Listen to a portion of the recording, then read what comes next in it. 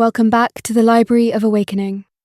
Today, we are diving into a profound and thought-provoking work titled The Rosicrucian Cosmo-Conception, or Mystic Christianity, an elementary treatise upon man's past evolution, present constitution, and future development by Max Heindel. This is not just a book, it is an attempt to explain the deeper structure of existence itself, exploring humanity's origin, the unseen forces that shape our reality, and the path of spiritual development. As you listen, you'll notice that this text doesn't ask for blind belief, but instead encourages a state of mind that is open, observant, and willing to question everything. One of the most powerful ideas presented is this: that truth cannot be found through rigid thinking or preconceived opinions, but through a calm, childlike openness to new understanding. As always here in the Library of Awakening, we are reading and exploring historical, philosophical, and spiritual texts for educational purposes only. These are not our personal beliefs, and we encourage you to do your own research and come to your own conclusions. And before we begin, if you value content like this, rare books, deeper knowledge, and expanded perspectives, make sure to hit the thumbs up button and subscribe to the channel. Now, clear your mind, set aside what you think you know, and let's begin. The founder of the Christian religion stated an occult maxim when he said, "Whosoever shall not receive the kingdom of God as a little child shall not enter therein." All occultists recognize the far-reaching importance of this teaching of Christ and endeavor to live it day by day. When a new philosophy is presented to the world, it is met in different ways by different people. One person will grasp with avidity any new philosophical effort in an endeavor to ascertain how far it supports his own ideas. To such an one, the philosophy itself is of minor importance. Its prime value will be its vindication of his ideas. If the work comes up to expectation in that respect, he will enthusiastically adopt it and cling to it with a most unreasoning partisanship. If not, he will probably lay the book down in disgust and disappointment, feeling as if the author had done him an injury. Another adopts an attitude of skepticism as soon as he discovers that it contains something which he has not previously read, heard, or originated in his own thought. He would probably resent, as extremely unjustified, the accusation that his mental attitude is the acme of self-satisfaction and intolerance. Such is nevertheless the case, and thus he shuts his mind to any truth which may possibly be hidden in that which he offhand rejects. Both these classes stand in their own light. Set ideas render them impervious to rays of truth. A little child is the very opposite of its elders in that respect. It is not imbued with an overwhelming sense of superior knowledge, nor does it feel compelled to look wise or to hide its nescience of any subject by a smile or a sneer. It is frankly ignorant, unfettered by preconceived opinions, and therefore eminently teachable. It takes everything with that beautiful attitude of trust, which we have designated childlike faith, wherein there is not the shadow of a doubt. There the child holds the teaching it receives, until proven or disproven. In all occult schools, the pupil is first taught to forget all else when a new teaching is being given, to allow neither preference nor prejudice to govern, but to keep the mind in a state of calm, dignified waiting. As skepticism will blind us to truth in the most effective manner, so this calm, trustful attitude of the mind will allow the intuition, or teaching from within, to become aware of the truth contained in the proposition. That is the only way to cultivate an absolutely certain perception of truth. The pupil is not required to believe offhand that a given object, which he has observed to be white, is really black when such a statement is made to him, but he must cultivate an attitude of mind which believeth all things as possible. That will allow him to put by for the time being even what are generally considered established facts, and investigate, if perchance there be another viewpoint hitherto unobserved by him, whence the object referred to would appear black. Indeed, he would not allow himself to look upon anything as an established fact, for he realizes thoroughly the importance of keeping his mind in the fluidal state of adaptability which characterizes the little child. He realizes in every fiber of his being that now we see through a glass, darkly and Ajax-like, he is ever on the alert, yearning for light, more light. The enormous advantage of such an attitude of mind, when investigating any given subject, object, or idea, must be apparent. Statements which appear positively and unequivocally contradictory, which have caused an immense amount of feeling among the advocates of opposite sides, may nevertheless be capable of perfect reconciliation, as shown in one such instance mentioned in the present work. The bond of concord is only discovered by the open mind, however, and though the present work may be found to differ from others, the writer would bespeak an impartial hearing as the basis of subsequent judgment. If the book is weighed and found wanting, the writer will have no complaint. He only fears a hasty judgment based upon lack of knowledge of the system. He advocates a hearing wherein the judgment is wanting in consequence of having been denied an impartial weighing. He would further submit that the only opinion worthy of the one who expresses it must be based upon knowledge.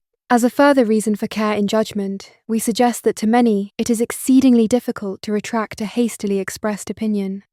Therefore, it is urged that the reader withhold all expressions of either praise or blame until study of the work has reasonably satisfied him of its merit or demerit. The Rosicrucian Cosmo-Conception is not dogmatic, neither does it appeal to any other authority than the reason of the student. It is not controversial, but is sent forth in the hope that it may help to clear some of the difficulties which have beset the minds of students of the deeper philosophies in the past.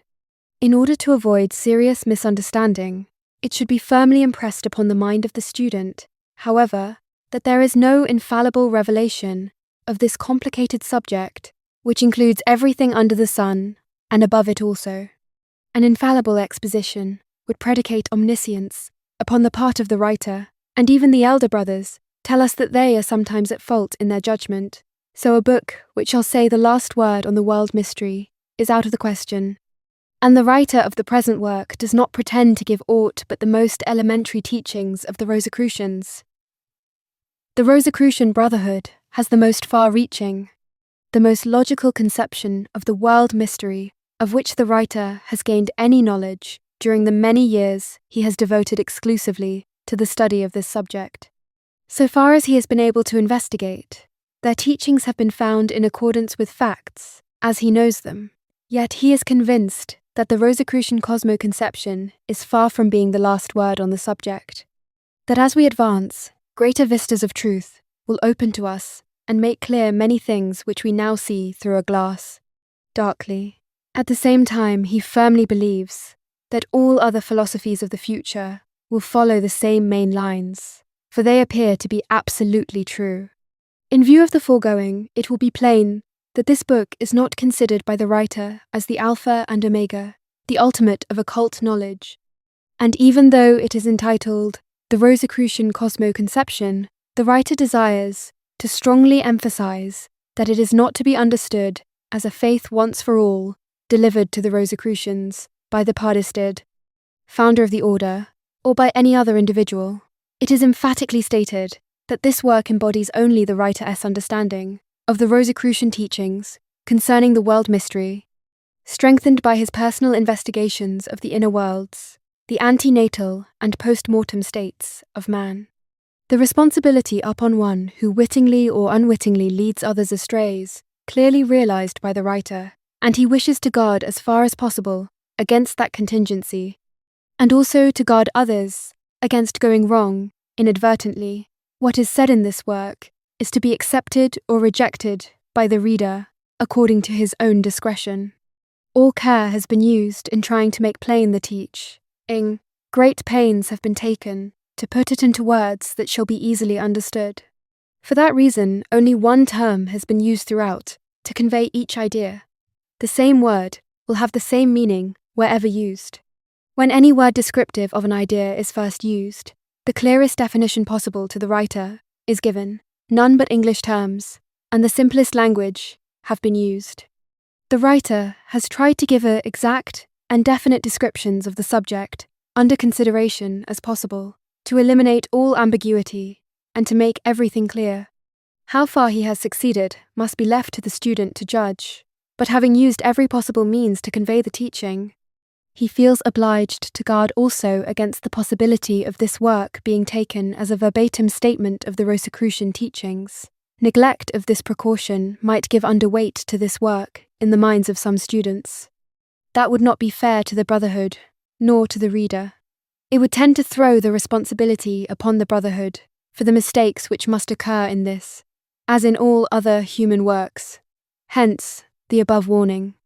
During the 4 years which have elapsed since the foregoing paragraphs were written, the writer has continued his investigations of the invisible worlds, and experienced the expansion of consciousness relative to these realms of nature, which comes by practice of the precepts taught in the Western Mystery School.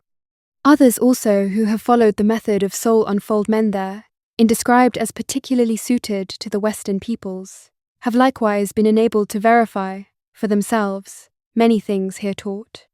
Thus, the writer's understanding of what was given by the elder brothers has received some corroboration and seems to have been substantially correct. Therefore, he feels it a duty to state this, for the encouragement of those who are still unable to see for themselves. If we had said that the vital body is built of prisms instead of points, it would have been better, for it is by refraction through these minute prisms that the colourless solar fluid changes to a rosy hue, as observed by other writers beside the author. Other new and important discoveries have also been made. For instance, we know now that the silver cord is grown anew in each life, that one part sprouts from the seed atom of the desire body in the great vortex of the liver, that the other part grows out of the seed atom of the dense body in the heat, that both parts meet in the seed atom of the vital body in the solar plexus, and that this union of the higher and lower vehicles causes the quickening. Further development of the cord between the heart and solar plexus during the first 7 years has an important bearing on the mystery of child life. Likewise, its fuller growth from the liver to the solar plexus, which takes place during the second septenary period, is a contributory cause of adolescence. Completion of the silver cord marks the end of child life, and from that time, the solar energy, which enters through the spleen and is tinted by refraction through the prismatic seed atom of the vital body located in the solar plexus, commences to give a distinctive and individual colouring to the aura which we observe in adults. The Western world is undoubtedly the vanguard of the human race, and, for reasons given in the following pages, it is held by the Rosicrucian that neither Judaism nor popular Christianity, but true esoteric Christianity, is to be its world religion. Buddha, great, grand, and sublime, may be the light of Asia, but Christ will yet be acknowledged, the light of the world. As the sun outshines, the brightest star in the heavens, dispels every vestige of darkness, and gives life and light to all beings, so, in a not too distant future, will the true religion of Christ supersede and obliterate all other religions, to the eternal benefit of mankind. In our civilization, the chasm that stretches between mind and heart yawns deep and wide, and as the mind flies on from discovery to discovery in the realms of science, the gulf becomes ever deeper and wider, and the heart is left further and further behind. The mind loudly demands, and will be satisfied with nothing less than a materially demonstrable explanation of man and his fellow creatures that make up the phenomenal world. The heart feels, instinctively, that there is something greater, and it yearns for that which it feels is a higher truth than can be grasped by the mind alone. The human soul would fain soar upon ethereal pinions of intuition, would fain lave in the eternal fount of spiritual light and love, but modern scientific views have shorn its wings, and it sits fettered and mute, unsatisfied longings gnawing at its tendrils, as the vulture at Prometheus's liver. Is this necessary? Is there no common ground upon which head and heart may meet, each assisting the other, each by the help of the other becoming more effective in the search for universal truth, and each receiving equal satisfaction? As surely as the pre-existing light created the eye, whereby the light is seen. As surely as the primordial desire for growth created the digestive and assimilative system for the attainment of that end. As surely as thought existed before the brain, and built, and still is building the brain, for its expression, as surely as the mind is now forging ahead and wringing her secrets from nature by the very force of its audacity, just so surely will the heart find a way to burst its bonds and gratify its longings. At present, it is shackled by the dominant brain. Some day, it will gather strength to burst its prison bars and become a power greater than the mind. It is equally certain that there can be no contradiction in nature. Therefore, the heart and the mind must be capable of uniting.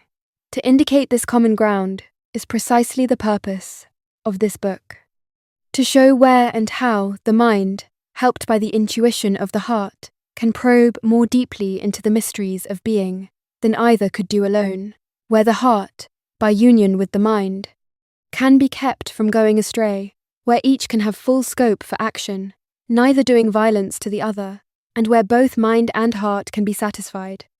Only when that cooperation is attained and perfected will man attain the higher, truer understanding of himself and of the world of which he is a part. Only that can give him a broad mind and a great heart. At every birth, what appears to be a new life comes among us. We see the little form as it lives and grows, becoming a factor in our lives for days, months, or years. At last, there comes a day when the form dies and goes to decay. The life that came, whence we know not, has passed to the invisible beyond. And in sorrow, we ask ourselves, whence came it? Why was it here? And whither has it gone? Across every threshold, the skeleton form of death throws his fearsome shadow. Old or young, well or ill, rich or poor, all alike, must pass out into that shadow, and throughout the ages has sounded the piteous cry for a solution of the riddle of life, the riddle of death. So far as the vast majority of people are concerned, the three great questions, whence have we come, why are we here, whither are we going, remain unanswered to this day. It has unfortunately come to be the popularly accepted opinion that nothing can be definitely known about these matters of deepest interest to humanity. Nothing could be more erroneous than such an idea. Each and every one, without exception, may become capable of obtaining first-hand, definite information upon this subject, may personally investigate the state of the human spirit, both before birth and after death. There is no favoritism, no rare, special gifts required. Each of us has inherently the faculty for knowing all of these matters, but, yes, there is a but, and a but that must be written large. These faculties are present in all, though latent in most people. It requires persistent effort to awaken them, and that seems to be a powerful deterrent. If these faculties, awake and aware, could be had for a monetary consideration, even if the price were high, many people would pay it to gain such immense advantage over their fellow men. But few indeed are those willing to live the life that is required to awaken them. That awakening comes only by patient, persistent effort. It cannot be bought. There is no royal road to it. It is conceded that practice is necessary to learn to play the piano, and that it is useless to think of being a watchmaker without being willing to serve an apprenticeship. Yet when the matter of the soul, of death and the beyond, of the great causes of being, are the questions at issue, many think they know as much as anyone, and have an equal right to express an opinion, though they may never have given the subject an hour's study. As a matter of fact, no one, unless qualified by study of the subject, should expect serious consideration for an opinion. In legal cases, where experts are called to testify, they are first examined as to their competency. The weight of their testimony will be nil, unless they are found to be thoroughly proficient in the branch of knowledge regarding which their testimony is sought. If, however, they are found to be qualified by study and practice to express an expert opinion, it is received with the utmost respect and deference. And if the testimony of one expert is corroborated by others equally proficient, the testimony of each additional man adds immensely to the weight of the previous evidence. The irrefutable testimony of one such man easily counterbalances that of one or a dozen, or a million men, who know nothing of that whereof they speak, for nothing, even though multiplied by 1,000,000, will still remain nothing. This is as true of any other subject as of mathematics. As previously said, we recognize these facts readily enough in material affairs, but when things beyond the world of sense, when the superphysical world is under discussion, when the relations of God to man, the innermost mysteries of the immortal spark of divinity, loosely termed the soul, are to be probed, then each clamours for a serious consideration of his opinions and ideas regarding spiritual matters, as is given to the sage, who, by a life of patient and toilsome research, has acquired wisdom in these higher things. Nay, more, many will not even content themselves with claiming equal consideration for their opinions, but will even jeer and scoff at the words of the sage, seek to impugn his testimony as fraud, and, with the supreme confidence of deepest ignorance, asseverate that as they know nothing of such matters, it is absolutely impossible that anyone else can. The man who realizes his ignorance has taken the first step toward knowledge. The path to first-hand knowledge is not easy. Nothing worth having ever comes without persistent effort. It can not be too often repeated that there are no such things as special gifts or luck. All that anyone is, or has, is the result of effort. What one lacks in comparison with another is latent in himself and capable of development by proper methods.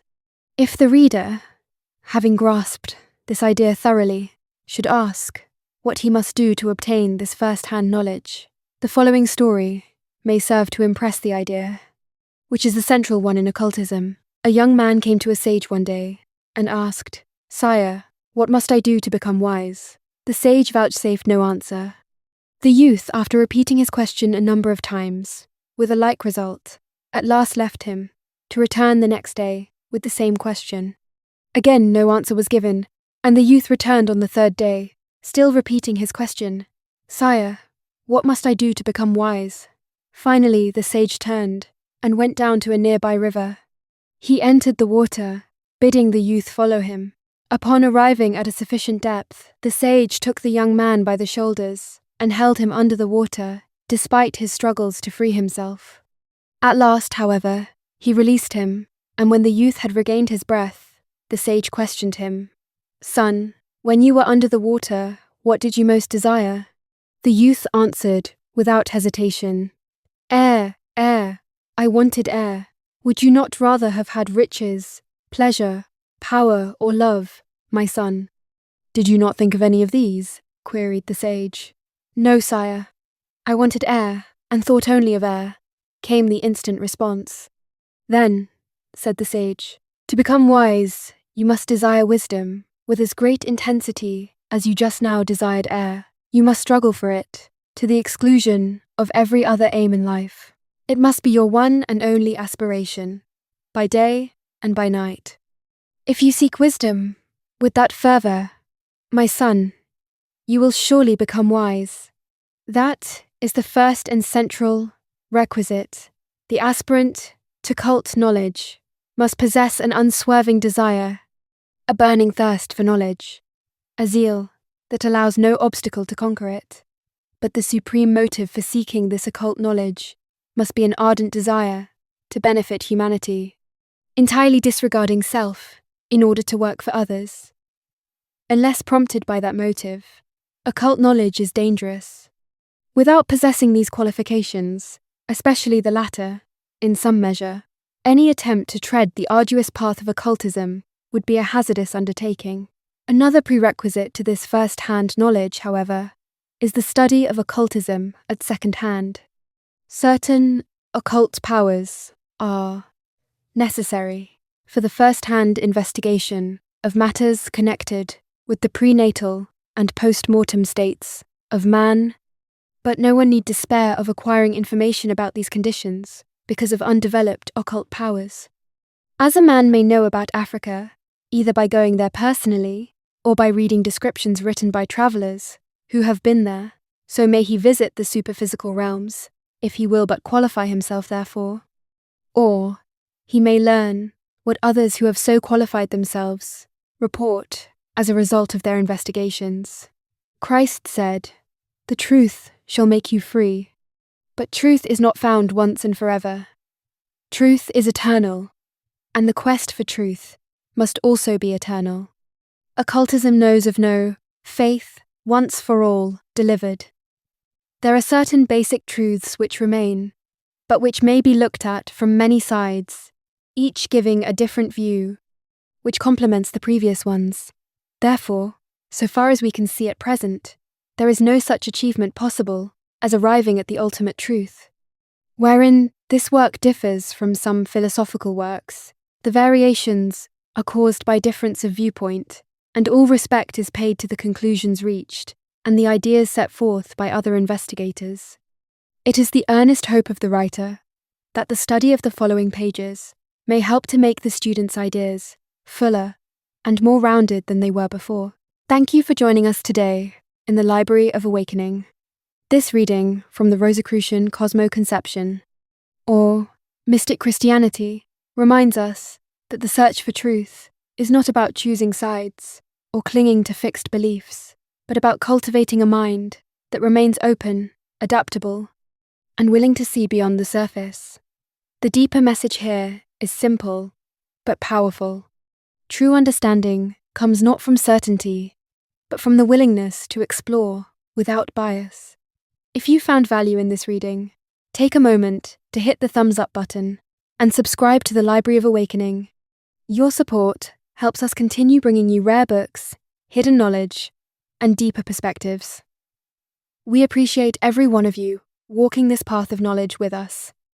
And until the next reading, keep seeking, keep questioning, and keep awakening. If you are someone constantly searching for the best books, the rare ones, the ancient ones, the ones that actually change how you think, the Library of Awakening was built for you. Inside CyberX, we've organized a digital collection of over 4,000 powerful and ancient books spanning consciousness, psychology, ancient wisdom, esoteric symbolism, religion, wealth philosophy, global power structures, astrology, symbolism, tarot, sci fi, and alternative history. This isn't a random archive, it's categorized with intention. Inside, you'll find structured sections like the book club for guided study and discussion, the third eye psychology section for deeper perception and awareness, the human psychology and self mastery section for behavioral insight and transformation, even ancient wisdom and esoteric symbolism for decoding hidden teachings. We also have expanded consciousness for higher level thought, religion and spirituality for theological and philosophical study, and elite agendas and global power structures for macro awareness, wealth building and economics for foundational understanding, and even astrology, symbols, tarot, sci fi, and UFO exploration to widen perspectives. Everything inside the Private CyberX Discord is organized for serious readers who want depth, not surface level summaries or trending bestsellers pushed by algorithms.